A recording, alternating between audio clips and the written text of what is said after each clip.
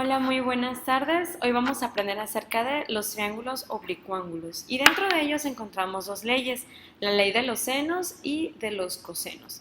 Si nosotros recordamos, hemos aprendido desde la secundaria acerca del teorema de Pitágoras y este nos dice que debemos trabajar precisamente con triángulos rectángulos, aquellos que tienen por lo menos un ángulo recto, y los lados que forman ese ángulo recto se conocen como catetos. Pero el lado opuesto al ángulo de 90 grados recibe el nombre de hipotenusa. Y sabemos que el teorema de Pitágoras nos habla que la suma de los cuadrados de los catetos es igual al cuadrado de la hipotenusa. Pero ¿qué pasa cuando nosotros no tenemos un triángulo rectángulo? ¿Cómo resolvemos entonces cada uno de los ejercicios que son triángulos con diferentes medidas? A esos triángulos se le conocen como triángulos oblicuángulos y son aquellos que no tienen ningún lado recto. Por ejemplo, los obtusos, que tenemos un ángulo mayor a 90 grados, o los agudos, que todos son ángulos menores a 90 grados. Dentro de las leyes para poder resolver esos triángulos encontramos la ley de los senos y la ley de los cosenos. La ley de los senos nos dice que son lados proporcionales a los senos de los ángulos opuestos. Si se dan cuenta, tenemos aquí la A minúscula, B y C minúsculas que representan cada uno de los lados y A, B y C mayúsculas que representan los ángulos opuestos a cada uno de los lados. Por otra parte, la ley de los cosenos nos habla acerca de el lado opuesto a los lados y el ángulo que se conforman para poder calcular el valor faltante. Pero algo muy importante es identificar cuándo vamos a utilizar la ley del seno o la ley del coseno. La ley del seno la podemos utilizar cuando tenemos, por ejemplo, dos ángulos, nos podemos dar cuenta aquí, dos ángulos y el lado opuesto a uno de esos dos ángulos, o cuando tenemos dos lados y el ángulo opuesto a uno de esos lados. Esto es muy importante que lo recuerden. ¿Cuándo o cómo utilizamos entonces la ley? Tenemos el siguiente ejemplo. Resuelve el triángulo oblicuángulo con los datos dados a continuación. Tenemos el ángulo A aquí de 27 grados y su lado opuesto que mide 28 centímetros. Y tenemos el lado C también que mide 52 centímetros.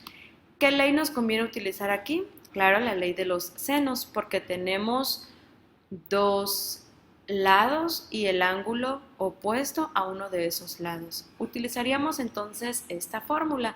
Al sustituir los valores que nosotros tenemos, nos quedaría de la siguiente manera. Y si ustedes recuerdan, aquí aplicamos simplemente una regla de 3. Vamos a multiplicar el seno de 27 por 52 y lo que nos da lo dividimos entre 28 y obtenemos este valor de 0.843 en nuestras calculadoras. Para calcular el valor de el ángulo C, lo que tenemos que hacer es buscar la función inversa del seno, o en las calculadoras la tecla Shift o segunda función, la tecla seno de 843 y automáticamente nos va a arrojar este valor 57.471 grados, que sería el ángulo que nos hace falta en esta parte. ¿Cómo nos damos cuenta que vamos a utilizar la ley de los cosenos? Bueno, fácil, porque vamos a tener dos lados, pero ahora el ángulo comprendido entre esos dos lados, o los tres lados respectivamente. Un ejemplo para calcular la ley de los cosenos sería: resuelve el siguiente triángulo oblicuángulo. Nos dan el lado A, nos dan el lado C y el ángulo comprendido entre ellos. Así que utilizaríamos la fórmula del coseno, que nos dice que b cuadrada es igual a cuadrada más c cuadrada menos 2 veces ac por el coseno de b. Al sustituir los valores obtenemos la siguiente expresión y resolviendo llegamos hasta el resultado de 37.21.